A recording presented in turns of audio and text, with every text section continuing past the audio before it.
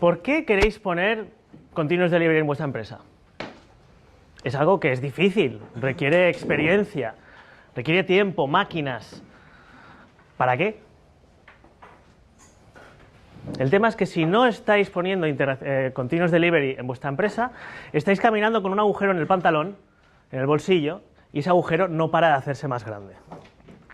Yo trabajé en una empresa que era la empresa que más crecía en Europa en el año 2012. Doblaban la plantilla cada año.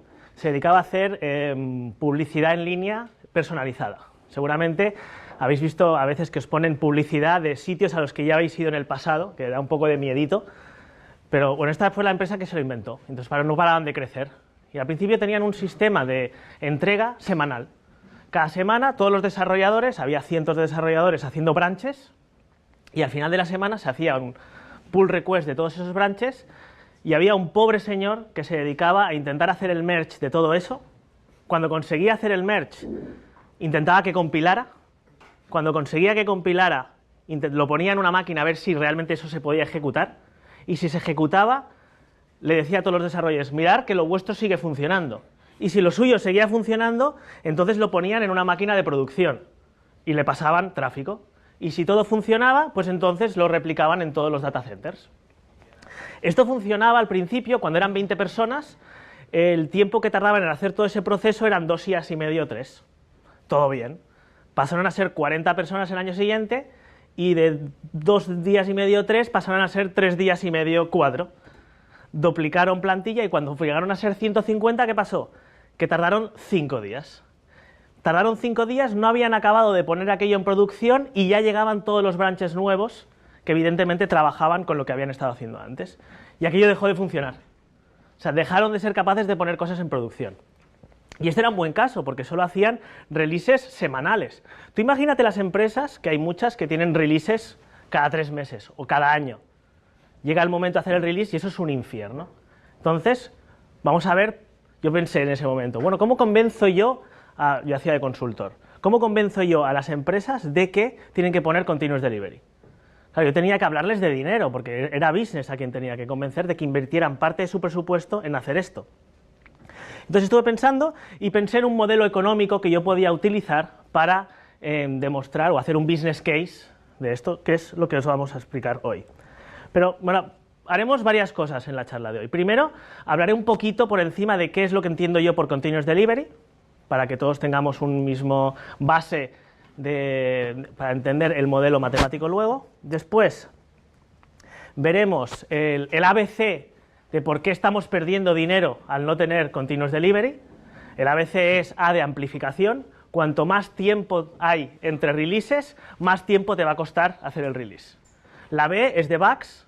Los bugs, cuanto más viejos son en el sistema, más difícil es eliminarlos. Y la C es cost of delay. Cuanto más tiempo tardo en sacar algo a producción, estoy perdiendo dinero de haber monetizado eso antes. Y después haremos un caso en el cual, bueno, os daré unos datos de una empresa ficticia y haremos un business case para ver cuánto dinero nos podríamos estar ahorrando si pusiéramos Continuous Delivery. Esto lo vais a hacer vosotros, o sea, si tenéis papel y boli, mejor, y ir tomando apuntes de las fórmulas que voy a ir poniendo luego. O sea, no será muy duro, pero bueno, ir apuntando para poder hacer el ejercicio luego. Y por último, había ciertas variables en el modelo que yo no podía conseguir fácilmente datos de empresas para decir esto cuánto es. Entonces lo que he montado un sistema, una simulación por ordenador, en el cual pues pongo los diferentes valores de parámetros y veo qué pasa en un sistema con Continuous Delivery. Y os enseñaré el código para que veáis lo que estoy intentando hacer. No lo he acabado, porque si no os enseñaría los resultados.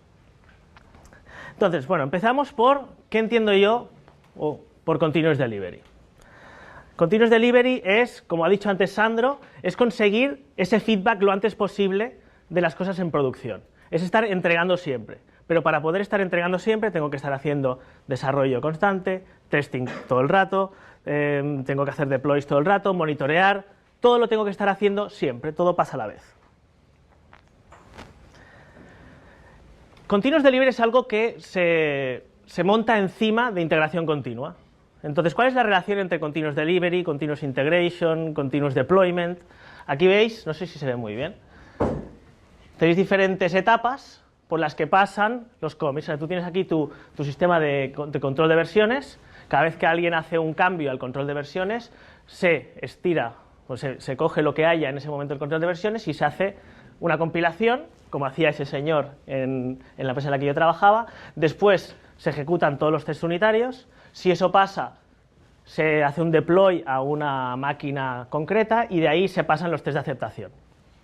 Podría haber más etapas de validación, como ya veremos luego. La diferencia, eso sería integración continua. En el caso de Continuous Delivery, aquí hay un momento que, si esto todo va bien, hay un señor que dice, vale, ok, le da un botón y eso se hace un deploy automático a producción. En el caso de Continuous Deployment, ese paso no es manual. O sea, solamente la máquina, si todos los tests han pasado, pone eso en producción directamente. La razón por la cual queremos hacer esto a veces de manera manual es porque queremos asegurarnos de que tenemos un paquete completo de funcionalidades antes de sacarlo todo a producción. No queremos que los commits vayan a producción sueltos. En el caso de que eso no nos importe tanto, pues esto puede ser una estrategia válida. Lo que vamos a ver, el modelo que vamos a ver hoy, sirve tanto para esto como para esto. En el fondo no es muy diferente. También habréis oído hablar de DevOps, me imagino. La relación de DevOps con Continuous Delivery, yo creo que Continuous Delivery es una de las herramientas que se pueden utilizar desde la manera de ver DevOps para conseguir lo que es una mejor integración entre los ciclos de desarrollo y de operaciones. Tú tienes, bueno, planificas lo que quieres desarrollar, lo programas, lo compilas, lo testeas, haces un release. Release aquí se entiende como poner ese código en alguna máquina de producción y el deploy sería activar ese código en la máquina de producción. Operarlo, monitorear y después volver a empezar. O sea, está más integrado. Para conseguir esto, aquí en medio, si tenemos un sistema de Continuous Delivery, nos facilitará mucho más las cosas. Para entender Continuous Delivery tenemos que conocer el concepto del Delivery Pipeline. El Delivery Pipeline es como una tubería por la cual pasan todas nuestras modificaciones del sistema, todos nuestros commits pasan por este pipeline y en cada parte de ese pipeline se evalúan diferentes cosas. Si todas las evaluaciones son correctas, pues esa fuente de modificaciones llegará a producción. Si en algún momento se evalúa que eso no es correcto, se bloquea y eso no pasa a la siguiente fase. Y esto funciona por fases. O sea, tenemos ese pipeline, tiene diferentes fases, en la cual la primera puede ser compilar, si eso compila o no. Pues podemos tener una fase anterior que sería que el merge no da errores de conflictos. Después, que aquello compila. Que se ejecutan los tests unitarios, que suelen ser muy rápidos. Después, test de integración, una suite de regresión. Puedes tener una fase con tests ¿cómo se llama? Test de seguridad. Penetration testing. Puedes tener también una fase de capacity testing. Puedes tener fases diferentes, todo lo que tú necesites probar para asegurar que eso es de suficiente calidad como para ponerlo en producción. Este sistema es un sistema pool desde el punto de vista de Lean. Quiere decir que una fase posterior no se ejecuta en cuanto una fase anterior ha finalizado. Tiene que haber acabado de ejecutar esta fase y entonces coge lo que haya salido de esta en ese momento y se ejecuta aquello. ¿Por qué se hace de esta manera? Porque, como vemos aquí, que es otra manera de verlo, tú tienes tu delivery team que hace sus check-ins o sus commits, va a una versión de controles que hace un trigger a la siguiente etapa, que coge lo que haya y ejecuta. Si se queda en rojo, no se lanza un trigger de la siguiente fase. Que pasa en verde, se lanza un trigger. Pero claro, como las fases posteriores suelen tardar más, son más caras. No es lo mismo ejecutar test unitarios que ejecutar una suite de regresión o ejecutar un penetration testing. Al ser más caro, vemos aquí que esto dura más, lo que puede pasar es que por en medio alguien haya hecho otro commit, ¿no? Y entonces alguien hace un commit, se ejecuta la fase de test unitarios y se lanza el trigger. Pero como esto todavía no ha acabado, puede venir otro. Entonces, en el momento en que se ejecute la siguiente fase, esta de aquí, se estarán ejecutando todos los cambios que hayan pasado por en medio. Esto también en Lean se conoce también como un sistema, creo que era Pocoyoke, que es de validación de errores. Esto en manufactura de coches tienen lo mismo, pues los coches que ya se han fabricado pasan después por un sistema de validación para asegurarse de que no se pone en producción, no se vende ningún coche que tenga errores ya conocidos. Esto, que no sé si se leerá muy bien desde allí, es una serie de tecnologías o conceptos que tenéis que conocer si queréis poner en práctica Continuous Delivery. No vamos a entrar en esto porque en la charla me centro en por qué Continuous Delivery es viable económicamente. Pero tenéis que saber hacer test automatizados, mocking, inyección de dependencias, tenéis que tener evidentemente control de versiones, tenéis que poder hacer commits atómicos, conceptos como el branch by abstraction o el trunk-based development para no tener que hacer branches que tenéis que integrar luego más tarde, hacer deployments en caliente, releases, canary release, blue green deployment, infraestructura automatizada. Todos estos son conceptos que tendríais que tener si queréis poner Continuous Delivery en vuestra empresa. Vale, suponemos que tenemos Continuous Delivery. ¿Esto qué quiere decir? Que hay un momento en cual el desarrollador está desarrollando, ¿no? Y una vez acabado de desarrollar, ya sea un commit atómico o sea un mini feature branch, esto se pone al master y de ahí se va al sistema de fases del Delivery Pipeline. Y si pasa por todas las fases, acabará en producción. Cada una de las fases, ¿qué es? Pues una ejecución de los tests de esa fase. Si todo va bien, aquí acaba. Si no funciona, se ejecuta esa fase, da error, con lo cual tenemos que arreglar esa fase, tendremos que añadir más commits para arreglar eso que no ha funcionado y hacer que el siguiente sí que pase por aquí y pase a la siguiente fase, porque lo que queremos al final es poner las cosas en producción. Si no tenemos Continuous Delivery, es bastante parecido, la diferencia es que esta fase de aquí, con este tiempo de desarrollo, es muchísimo más larga, estamos hablando de mínimo semanas, potencialmente meses. Cuando acabamos todos de desarrollar durante esa fase de desarrollo, pasamos a una fase de integración, donde se intenta integrar todas esas funcionalidades que todos han estado desarrollando en el departamento, y cuando hemos conseguido integrarlo, pues se pone en producción o se hace la configuración necesaria para que eso pueda ser usado por nuestros clientes. Si comparamos los dos, vemos que estos ciclos son muchísimo más cortos en el caso de Continuous Delivery. O sea, estamos haciendo desarrollo aquí y después va por el pipeline. Y de mientras hacemos otro desarrollo y pasa por el pipeline. Y así vamos a hacer muchísimos ciclos de desarrollo en Continuous Delivery en lo que hubiera sido un solo ciclo en un sistema en el cual no tenemos Continuous Delivery. Esto me lleva al ABC, ¿no? ¿Por qué esto vale la pena? O sea, porque, claro, aquí, en teoría, tendríamos que hacer más o menos el mismo desarrollo. O sea, ¿por qué esto es mejor que aquello de arriba? Y como he dicho al principio, es el ABC. A ver si nos acordamos. La A es de amplificación. Cuanto más tardo entre release y release, más funcionalidades se me han acumulado, más difícil me va a ser integrarlas, más difícil me va a ser ponerlas en integración. Y es como esa bola de nieve. Cuanto más tardo, más grande se me hace la pelota y más difícil. Y puede llegar el caso en el cual la pelota es tan grande que ya no lo puedo sacar a producción, porque es que no sé. De hecho, pasó esto en la empresa. Hacían no solo estos ciclos semanales, sino anualmente. Había un momento que era el Black Friday, que ha comentado también Sandro, me ha venido muy bien su charla, en el cual ellos dejaban desde Black Friday hasta unos días después de Navidades, dejaban de poner nada en producción, por miedo a que petara el sistema. Pero eso, ¿qué hacían durante ese tiempo? Pues desarrollaban más. Y entonces llegaba el 1 de enero y tenían un mes de desarrollo que no habían puesto en producción. Hubo un año, que fue el año que entré yo, que tardaron 4 meses en volver a poder sacar a producción. Si el año siguiente duplicaban plantilla y hacían lo mismo, iban a ser 8 meses en poder sacar a producción. Y al año de después, la empresa se iba a ir a la mierda, porque no iban a poder sacar a producción nunca más. Entonces, ya eso a ellos les acojonó lo suficiente como para poner Continuous Delivery. Pero hay otras empresas que no están tan acojonadas. Entonces hay que explicarles por qué. Entonces, bueno, como esto es una charla de economía, vamos a ver fórmulas. No os asustéis, no son muy complicadas. Espero que todos os acordéis al menos de este símbolo. ¿Os acordáis de este símbolo? Sí, bien.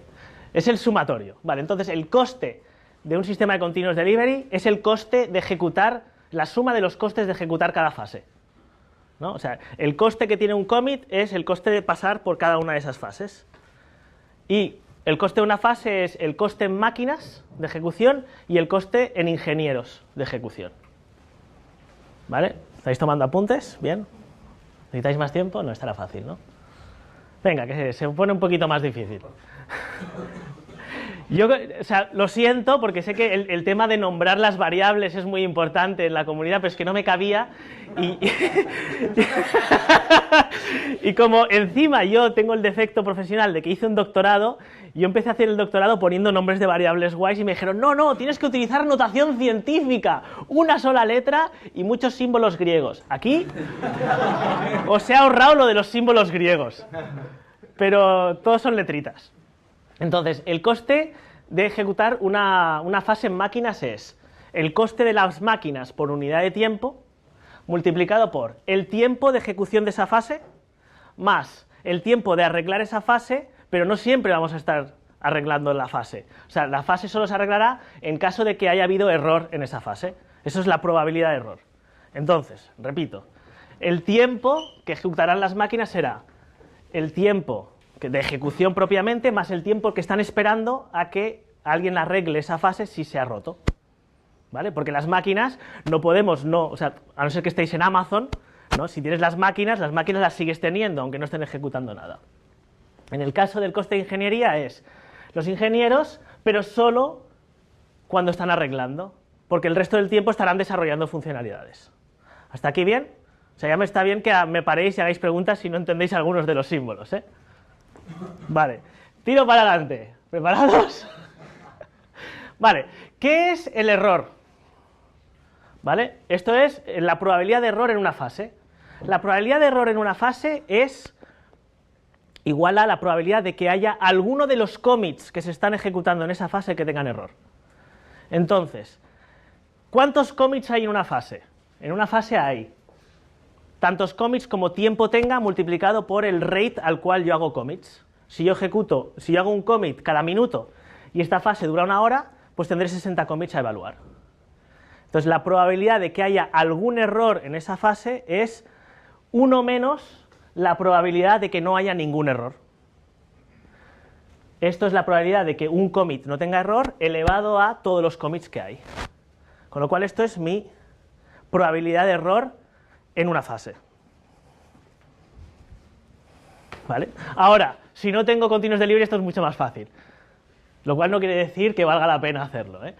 El coste es los ingenieros, porque en un sistema sin continuous delivery no hay un pipeline, no hay máquinas ejecutando todo el rato eso, simplemente hay ingenieros que invierten tiempo de integración y de release. Entonces, el coste es eso.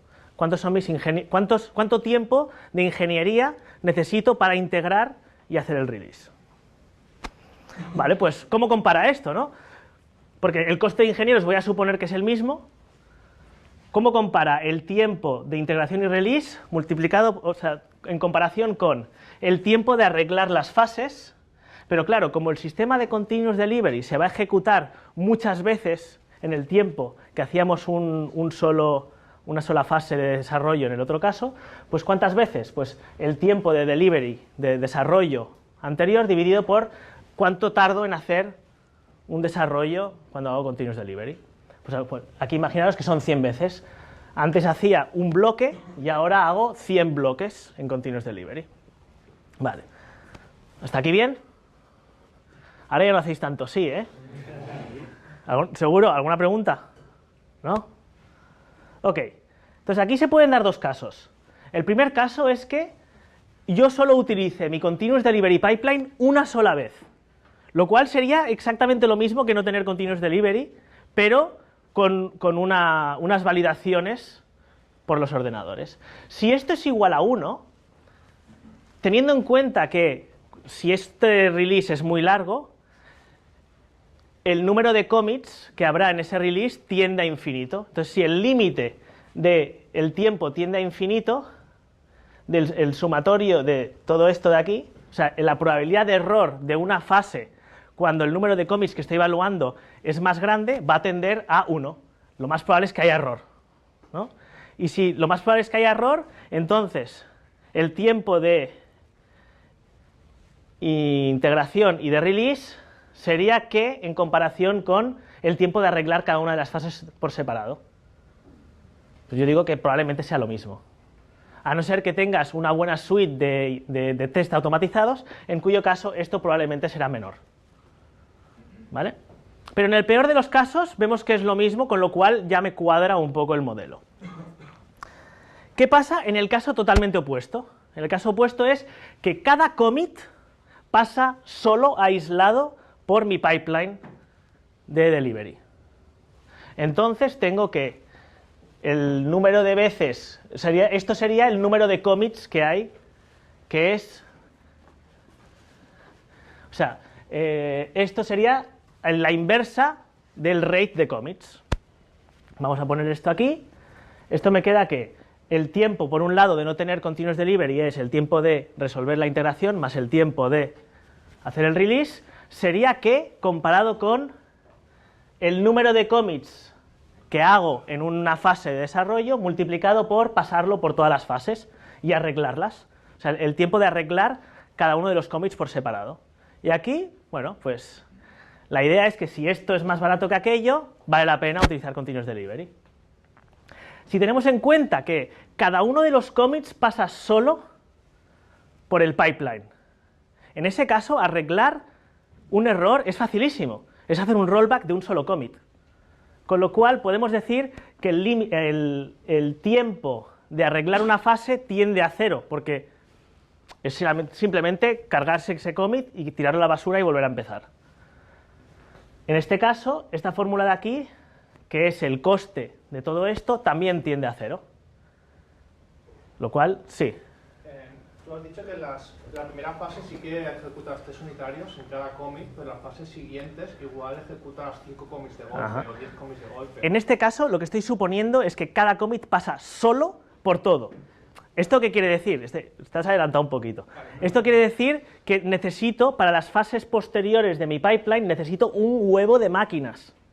Con lo cual es caro desde el punto de vista de máquinas, ¿no? Estás adelantado. Esto era esto. Claro, si yo lo que quiero es que cada commit pase solo, quiere decir que tengo que tener esto, pues se pasan cada commit de una fase a la otra sola. Entonces, si la fase posterior, la fase de regression testing, tarda 1 hora y ejecutar mis tests tarda 1 minuto y hago un commit por minuto, la primera fase irá bien, pero en la segunda se me acumularán 60. La única manera que tengo de resolver esto es tener 60 sistemas para ejecutar los switches de regresión, lo cual es muy caro. Ahora tienes que ver si eso te compensa o no. Esto sirve para buscar tus bugs, que es la B, ¿no? Del ABC, B son bugs. Y encontrar un bug es como encontrar una aguja en un pajar. Cuanto más grande es tu pajar, más difícil va a ser encontrar la aguja. Y probablemente más agujas va a haber. Esto es el peor bug que te puedes encontrar. Esto sobrevive en el espacio, sobrevive a temperaturas súper altas, congelación, sin comer 6 años. Este es el dios de los bugs, ¿no? Y esto lleva ahí desde... Nadie sabe cuándo nació esto, probablemente viene de otro planeta. Pues lo mismo, si tu release es muy largo, te vas a encontrar bichos de estos. Si tu release es muy corto, los bugs van a ser más fáciles. ¿Quieres que tire para atrás? ¿Que has hecho la foto tarde? ¿Sí la has pillado? Vale. Entonces, esto es un diagrama de análisis de complejidad, ¿no? De systems thinking. Tú tienes ahí el número de commits pendientes. Cuantos más commits pendientes, más viejos serán tus commits, porque no los habrás evaluado. Cuantos más viejos son tus commits, tus bugs, más tiempo vas a tardar en arreglarlo. Y cuanto más tiempo tardes en arreglar tu pipeline, más commits pendientes vas a tener. Entonces hay 2 variables que influyen en el número de commits pendientes. Uno es el número de ingenieros. Más vale tener 5 ingenieros buenos que 200 malos, ¿no? Pues eso está, ahí está. Y la otra es cuánto tiempo hay entre releases. Cuanto más tarde, más commits pendientes habrá de evaluar. Ahora vamos a ver aquí matemáticas otra vez. El tiempo de arreglar una fase... Imaginaros que utilizamos fuerza bruta, ¿vale? Que no hay ningún ingeniero para resolver, para intentar arreglarlo, para mirar el código. Si una fase falla, ¿cómo podríamos arreglar eso desde el punto de vista con máquinas solo? Encontrar cuál es el commit que falla y quitarlo, ¿no? Pues primero, ¿cuántos commits hay? Hay tantos commits como tiempo que dure la fase por el commit rate. Eso me dice el número de commits. Y si tengo n commits, ¿cómo sé cuál es el commit que falla? Pues tengo que ejecutar, ¿no? Tengo que ejecutar el batch, el suite de regresión por cada uno de los commits, pero eso sería otra vez n, pero podemos hacer una búsqueda binaria, con lo cual nos vamos a log base 2. O sea, esto sería mi coste, si lo hiciera de una manera automatizada, de encontrar un bug. Si solo hay un bug, esto sería mi coste. Pero claro, cuantos más tenga de commits a analizar, más bugs puede que haya. Entonces, ¿cuántos bugs puedo esperar que haya en mi sistema? Si yo tengo n commits, ¿cuántos bugs puede que haya ahí? ¿1, 2, 3? Bueno, eso está ahí. ¿La probabilidad de error cuál es? La probabilidad de que haya x errores es la probabilidad de que uno tenga error elevado a x por la probabilidad, o sea, por la probabilidad de que el resto no tengan errores. O sea, ¿cuál es la probabilidad de 5 errores? Pues probabilidad de error por elevado a 5 más probabilidad de no error elevado a el resto, ¿no? Pero claro, como el orden no me importa, tengo que hacer esta combinatoria, ¿vale? Esto lo intenté, pero no fui capaz de resolverlo matemáticamente. Entonces, ¿qué hice? Me hice un programita, puse números de variables ahí, lo ejecuté durante un par de horas y me di cuenta que la esperanza de x, o sea, cuántos errores va a haber en un número n, que es esto de aquí, equivalía a la probabilidad de error en un commit multiplicado por el número de commits que hay, lo cual parece bastante lógico, pero no es nada fácil matemáticamente pasar de aquí a aquí. Yo tuve que hacer tema de cálculo. ¿Qué? Sí. Y el código, si quieres, también. ¿Eh? La leyenda. No, eso está en los comentarios, pero vosotros no los veis. Yo me lo sé de memoria ya. Vale, entonces, si tenemos en cuenta que esto es la probabilidad de error, o sea, ¿cuánto tardo en encontrar un error? Y esto es el número de errores que hay. Arreglar todos los errores es esto multiplicado por esto, ¿no? Y eso es O de n cuadrado log 2n, lo cual es una locura, es muchísimo coste. O sea, si veis aquí, esta de aquí es n cuadrado, o sea, estamos por aquí en coste, es muchísimo. Pero claro, me diréis, claro, pero esto es a fuerza bruta. Si yo he estructurado bien mi código, tengo bien separado las cosas, tengo una suite de regresión que me dice qué es lo que falla, me será más fácil encontrar los errores que... Pero en peor de los casos, esto. Con lo cual, de ninguna manera quiero hacer releases largos. Cuanto más cortos, mejor. Cuanto más cortos, mejor. En el caso de que yo tenga un sistema en el que necesito que no haya jamás un error en producción, ¿no? Como un sistema médico, que me puedo cargar a gente, entonces voy a tener un pipeline de delivery que pasan todos los commits sueltos para asegurarme de que se me cuela lo mínimo posible. Pero eso sería pasar de esa montaña de paja que tengo, pasar pajita a pajita, una a una, para asegurarme de que no se me cuela ninguna aguja. Pero eso no es la otra. La C era el cost of delay. O sea, ¿cuánto me cuesta no solo tener bugs en producción, sino cuánto me cuesta tardar más en poner cosas en producción? Si yo tengo un release muy largo, ¿no? Yo por mucho que empiece a desarrollar a la vez que el otro acabará antes. O sea, yo tardaré muchísimo más en entregar si mis releases son largos. Y esto, desde el punto de vista matemático, el cost of delay, cuando tengo continuous delivery, ¿cuál es?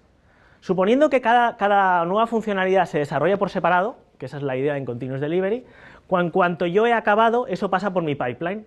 Y el cost of delay será el tiempo que tarda ese commit desde que entra al pipeline hasta que sale por el otro lado. Aquí tengo la suma.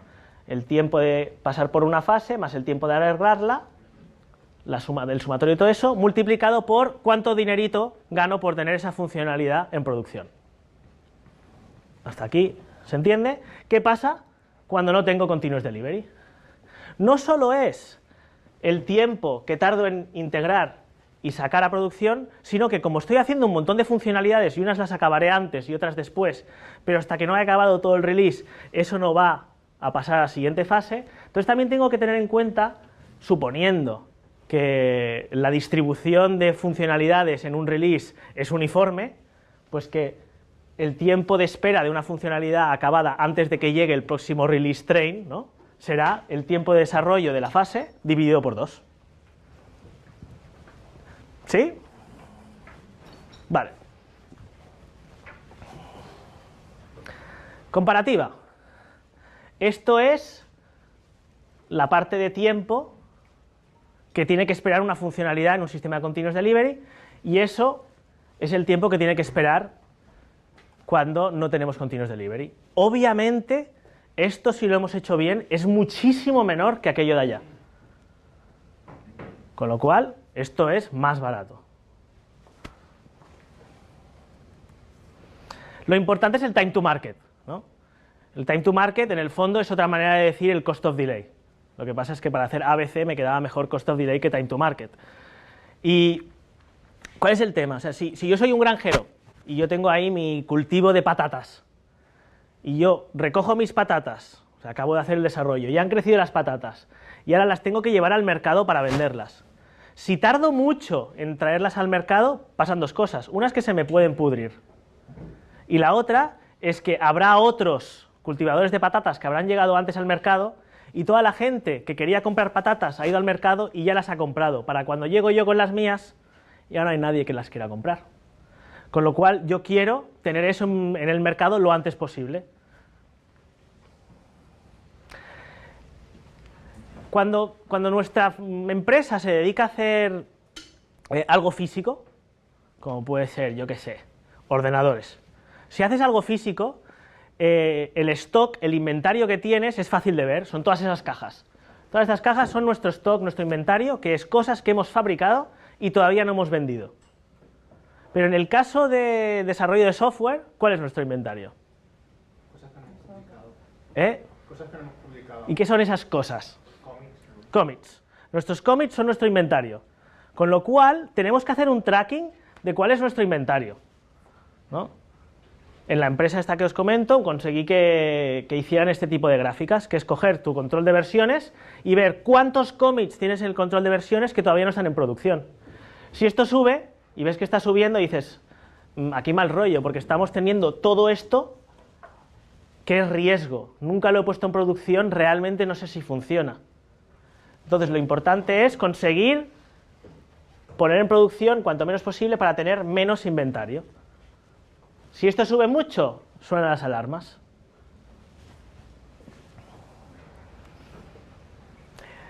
Como hemos visto, el coste de no tener continuous delivery, o sea, cuanto más largo es tu release, más tiempo tardas entre releases, el coste asociado es exponencial, ¿vale? Con lo cual, si el coste es menor, cuanto menos tardamos entre releases, lo más barato, por definición, es continuous delivery, es estar siempre entregando en producción, lo más a menudo posible. Entonces hemos visto los ABCs, a ver si nos acordamos. El A es amplificación, el B y el C, perfecto, sí, ya he hecho mi trabajo aquí. Vale, ahora es cuando vais a sacar los papelitos y vamos a ver si somos capaces de hacer un business case. ¿Vale? Aquí viene lo divertido. Vale, antes de empezar, ¿no?, a hacer el business case, tendríamos que tener claro cuáles son las variables, los datos que tenemos que tener de entrada. ¿Cuáles son? ¿Qué datos necesitaríamos saber de una empresa? El ratio de commits. El número de desarrolladores. De momento vamos mal, ¿eh? Coste de ingeniero, coste de máquina, ¿no? Coste de máquina, coste de ingeniero, eso sí. Exacto, los tres dineros, ¿no? Cuánto me cuesta las máquinas, cuánto me cuestan los ingenieros y cuánto gano por sacar a producción. ¿Qué más? ¿Cuántos commits? ¿Cuántos commits? De hecho, el número de commits me sirve para calcular un tiempo. ¿Pero de qué tiempos necesito saber? Porque el número de commits sí lo puedo averiguar de una empresa, pero no es tan importante. ¿Cuáles serían los datos? ¿Cada cuánto haces deploy? ¿Vale? Y en ese ciclo tengo que saber cómo de larga es mi fase de desarrollo, cuánto tiempo turno, son 2 meses, son 3 meses, son 2 semanas, cuál es mi ciclo de desarrollo y una vez acabado mi ciclo de desarrollo, cuánto tiempo estoy tardando en hacer integración y en release. Esos dos números los puedes poner en uno solo, porque al final siempre se suman los dos. Yo necesito saber cómo de largo es mi fase de desarrollo y una vez he acabado mi fase de desarrollo, cuánto tiempo está tardando eso en salir a producción, de media, más o menos. Esto, si lo... ¿Sí, Abraham? Asumimos que todo release conlleva valor. A lo mejor me meto ahí. Asumimos que todo release conlleva una subida. Yo asumo que todo release lleva valor. ¿Por qué? Porque si un release no aporta valor y me estás añadiendo riesgo a mi sistema de producción, ¿para qué coño salimos? Me acuerdo que muchas veces se suben cambios técnicos. Eso tiene que aportar valor. Lo que no somos capaces de darle ese valor de mercado. Pero si aporta valor técnico, aporta valor. Y el otro tiempo que necesitamos saber, que no lo sabremos fácilmente, es cuánto tiempo tardaré cuando tenga mi pipeline en sacar un commit a producción. ¿Vale? O sea, estas son todas las variables. No, también está el cuánto tiempo creo que voy a cortar a arreglar.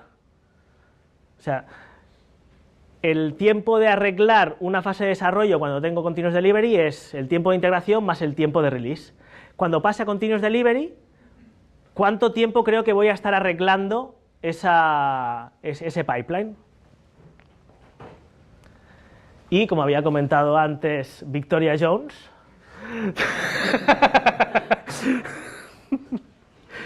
el dinero que gano por poner algo en producción, el coste de mis ingenieros y el coste en máquinas.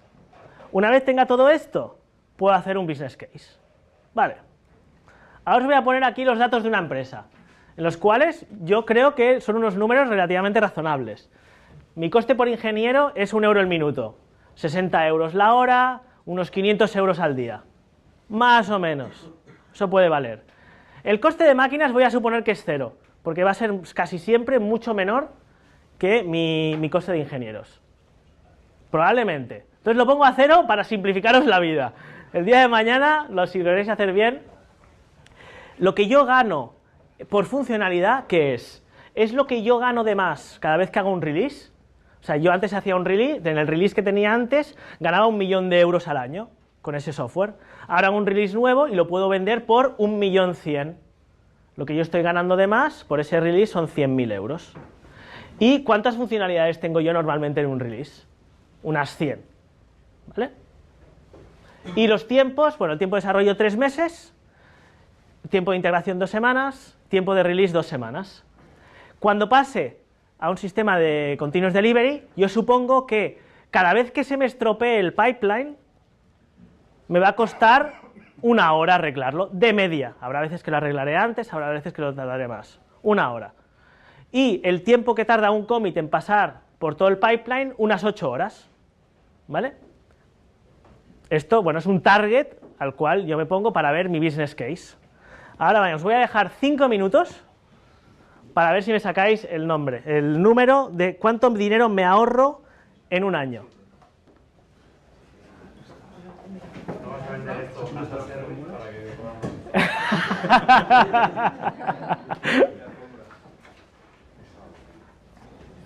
Ah, por cierto, para daros un poco de incentivo, a final de mes es muy probable que consiga la certificación de Scrum Trainer. El primero que saque el número correcto tiene un sitio gratis en mi próximo curso de CSM. Ahí lo dejo. Es que nos veía sacar el papel. Si necesitáis que os enseñe fórmulas, me lo decís. ¿Cuál queréis saber? Un refresh de todas, vale. Voy a pasar por todas las fórmulas otra vez. Apuntar esto primero. ¿Lo tenéis todos apuntado? Venga, apuntar. ¿Cuánto me queda para acabar la charla? Pues no sé, 5 minuts. 5 minuts per acabar? Crec que sí. Sí? Hay 25. Hay 25, o sea, ¿me quedan qué? 20 minutos. 7. Vale, olvidaos. ¿Cuánto me ahorro? Es que hemos empezado 10 minutos tarde, vale. Lo que me ahorro al año son 82.000 euros. Ah, ¿vale? Y ahora os voy a explicar. El coste por release sin continuous delivery eran 34.440 y el coste por feature cuando tengo continuous delivery era 61. Como hago 3 releases al año, es 3 por esto menos 300 features por esto. Y esto es suponiendo que cuando haga continuous delivery voy a hacer el mismo número de funcionalidades al año, lo cual no es razonable, probablemente hagas más. ¿Esto cómo lo hemos calculado? Aquí tenemos la fórmula de arriba, que es el coste en ingenieros para arreglar algo más el coste de cost of delay, ¿vale? Ponemos los números, ingenieros 480 euros al día, 28 días que eran las 4 semanas, 73 días que era aquello y lo del release era 274 euros al día que me estoy ahorrando. Y aquí abajo pues tengo eso, ingenieros que son 60 euros la hora, el tiempo para arreglarlo que era 1 hora, el coste por funcionalidad, en este caso por hora, es mucho menos que eso, es 0,114 y 8 horas. Y de ahí me salen los números. Esto lo voy a publicar, así que no hace falta que lo apuntéis. Vale, y entonces, no me va a dar mucho tiempo, yo pensaba que sí, lástima, para enseñaros el código. El código está en GitHub, pues así que si queréis mirároslo, adelante. Lo importante es, yo me di cuenta de esto, yo vi, esto es mi probabilidad de error, y como habéis visto, esto en las fórmulas para calcularlo no la he puesto, porque, o sea, nadie sabe en sus empresas cuál es la cantidad de commits que dan error. Se podría calcular a la inversa, yo sé cuántas veces falla mi fase, sé cuánto dura y podría intentar calcular la probabilidad de error de un solo commit. Pero yo pensé, dije, esto es que depende, porque no sé si os habéis dado cuenta, pero en ningún momento he hablado de qué tipos de commit hay. Está el error, pero está hacer un commit que sea una funcionalidad, puedo arreglar, puedo hacer un refactor. Hay muchos commits que yo puedo hacer diferentes. De hecho, tengo estos 4, ¿no? Tengo la funcionalidad, aquella de allá, que yo hago un commit que funciona y añade valor. Yo puedo intentar hacer uno de esos y que me salga mal y que me salga uno de estos, con lo cual introduzco un bug, ¿vale? Yo puedo, entonces, también hacer un commit que sea de tipo test, que es para validar que aquello funciona. Pero una fase solo funciona si, o sea, solo detecta un error si el error existe y si hay un test para detectarlo. Si yo nunca he hecho ese commit de ahí, va a haber un error que va a ir a producción porque no se ha detectado, ojo. Y yo todas estas variables quería simularlos de alguna manera, y aquí tengo un commit para arreglar un bug ya introducido, que solo sabré, la manera en que sabré que tengo que arreglar un bug es porque tenía un test que me lo ha detectado, o porque eso ha ido a producción y se me ha quejado un cliente. Y todo esto, pues quería ver diferentes parámetros para simularlo. Vale, entonces, el código está por aquí, tengo los diferentes tipos de commits, tengo 2 tipos de programmers, podría tener más en el futuro. El perfect programmer, ¿qué es? Error rate igual a 0, nunca hace errores, ¿no? Como nunca hace errores, también hay errores de tipo normal que hacen que una funcionalidad no funcione, con lo cual cuando esté en producción no añadirá valor, y está el fatal error, que no funciona nada en el sistema. Eso es muy rápido de detectar, los clientes se quejan muy rápido de ese. El fix rate, una vez sé que hay un error, ¿qué probabilidad hay de que lo arregle a la primera? En este caso el programador perfecto lo deja todo y lo arregla a la primera. Pero claro, un programador perfecto que nunca comete errores, no hace falta que escriba tests. Y aquí está lo que yo no he hablado durante nada de este momento, que la mayoría de managers se quejan, que es, bueno, pero yo tengo que invertir en hacer esos tests automatizados. ¿Cuánto tengo que invertir? ¿Me saldrá cuenta? ¿No me saldrá cuenta? Y esto es por lo cual yo he hecho esta simulación. Simulo programadores que van haciendo errores, van con diferentes probabilidades y veo cuánto dinero se gana de una manera y otra. Al final quiero utilizar esto para sacar conclusiones. Vale, volvemos a la charla. ¿Dónde está? Una URL de GitHub. Lo he cerrado, ¿verdad? Cago en la leche. Vale, y ahora volviendo al último slide, hacemos un breve resumen.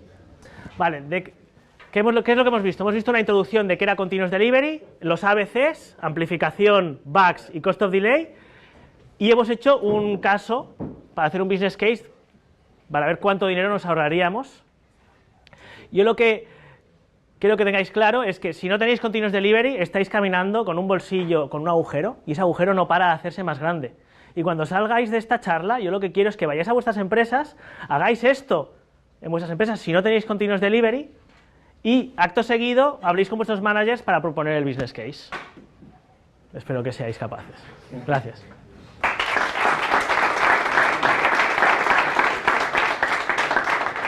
Y no sé si hay tiempo para preguntas, Sí, pero sí que hay. venga. No, entonces, en este contexto, el hotfixing se convierte en un commit más. Sí, claro. No se contempla el hotfixing como algo a tratar aparte. Es un commit, se contempla como un commit más. Vale. Y luego, Es que los releases son lo más pequeños posibles, como un release y un hotfix no deberían ser muy distintas. Exacto, o sea, la idea es tender a que no haya diferencia entre un hotfix y un, Sí. y un release estándar. Y el otro tema que sí que lo veo más complicado porque se liga con producto es cuando tú tienes que empezar a hacer delivery, pero tú no quieres mostrar parcialmente en producción Sí. una funcionalidad, o sea, tienes una épica Ujú. y tienes que hacer la release de la épica y no Sí. de las historias de usuario. Sí. ¿Cómo se enfoca esto? Eso es la diferencia entre Continuous Delivery y Continuous Deployment. Continuous Deployment siempre iría a producción y lo usaría quien fuera. Continuous Delivery pasa por todo el pipeline y hasta que el product owner o el que sea le dé al botón, no sale todo a producción. Sí, es que el problema lo tenemos con las dependencias de producto, porque ¿qué pasa? Tú tienes una épica que es súper larga, Sí. con un equipo trabajando, Sí. luego tienes una épica que es súper corta, o tienes Sí. incluso una historia de usuario. Entonces, posiblemente la historia de usuario entre después en el pipeline de Scrum, Sí. ¿vale? La otra ya es más antigua, pero está a punto de terminar, y cuando entra esta, entra y sale muy deprisa, pero luego tienes un montón de commits ya. Es que si estás teniendo esos épicas tan grandes que no eres capaz de partir y sacar a producción en trocitos, no estás utilizando la potencia de Continuous Delivery. Pero esto es para otra charla entera, así que eso hablamos luego. Sí, pero había otra pregunta por ahí. No, bueno, es también un poco de reflexión, ¿no? Inicialmente este tema a mí me mola un montón y he venido un poco para trolear, pero en realidad trolear he sido yo, ¿no? Con la fórmula. Está muy bien porque es una forma ingenierística Sí. de poder demostrar que esto de verdad funciona. Muchas gracias. Y me gustaría hacer hincapié, sobre todo, que has pasado muy por encima, ¿no? Porque yo, por lo que troleo con esto, es con las branches. Es Sí. decir, has pasado un poco por encima, ¿no? Y has dicho, te evitas tener branches y tal. Entiendo que tú no quieres no hacer branches o sabes que hacer una branch tiene un coste, Sí. un coste que repercute negativamente en todas estas fórmulas. Sí. ¿Cómo le explicas esto a las empresas para que te crean de verdad y sobre todo a los desarrolladores? Es decir, Pues la charlita que he pegado al principio de la empresa de antes, suelo empezar con eso. Vale. ¿Y Que- te lo compran o no? Porque Cuesta, por eso he hecho el modelo matemático. Claro, esto incluso, yo creo que aquí si se dice la frase de que hacer feature branching o hacer branches va en contra de continuous integration, continuous delivery y tal, y esto lo está haciendo mal, creo que algunos se meterían al cuello, por razón, ¿no? Evidentemente no se puede generalizar, ¿no? Ujú. Pero esto es algo que nos cuesta mucho comprar. Sí. O sea, yo... Muchas fórmulas que pongas, Ujú. no lo compras. Sí, pero es que entonces... el tema es que un branch, por definición, es integración diferida. Por definición. Entonces, claro, si esa definición no la tenemos clara, hay que ir a esa base. El resto no tiene sentido hablarlo. Hasta que no tengamos eso convencido al otro, no lo podrán ver. Está claro. Nada. ¿Otra pregunta? ¿Sí? Un problema que derivé en mi empresa, nosotros hacemos continuos delivery ya, Sí. y básicamente es para ver cómo lo enfocarías. O sea, hay periodos de tiempo limitados, a lo mejor son un día a la semana, una mañana, que diríamos que el equipo va más rápido de lo que tarda el proceso de deploy. Ajá. ¿Vale? Y entonces nos empiezan a encolar deploys. Entonces, ¿cómo podemos, o sea, tu opinión sobre cómo podemos enfocar ese problema? El deploy tarda unos 20 minutos, difícilmente Sí. lo vamos a bajar porque hay que compilar, crear todos los tips y tal.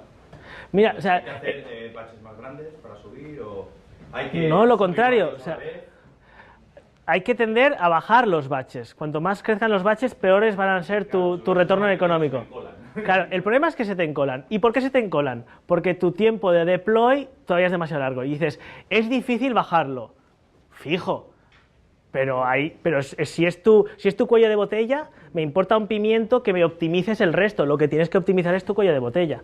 En la empresa en la que estaba sacar a producción, o sea, solo el hecho de coger ese código y deployarlo por todos los servidores tardaban 2 o 3 días a veces.